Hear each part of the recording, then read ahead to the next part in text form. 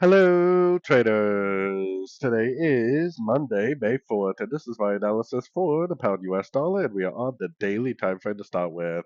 So first thing I want to mention is, this move up right here still could be a pullback to this move down. We could bounce from one of these Fibonacci levels and start a brand new downtrend. I still think that is the most likely scenario, and I think you need to count this independently. I think this first set of waves right here is possibly a wave A or maybe a wave 1. I think this is possibly a B or maybe a wave 2. I still think this could be a wave C, and it might bounce from the 61% and it might end up starting a brand new downtrend like this. So I still think that is the most likely possibility. But we definitely need to see evidence of this on sort of time frames, and we definitely want to see the US dollar turn back up if that is true. So going down to the 1 hour time frame, we definitely do have a pretty solid breaker structure on the 1 hour.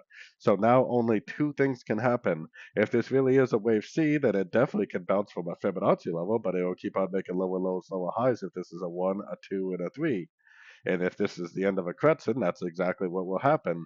If this is not the end of a Kretzen, then this move right here would end up being a pullback to this move up, meaning that it would go down to one of these three Fibonacci levels and it would break to the upside at a Fibonacci level and it would end up continuing the uptrend.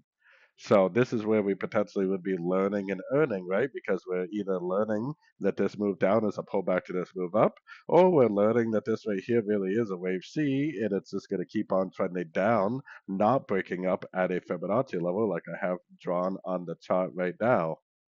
So anyways, don't forget to like and subscribe, and as always, thank you for watching and happy trading.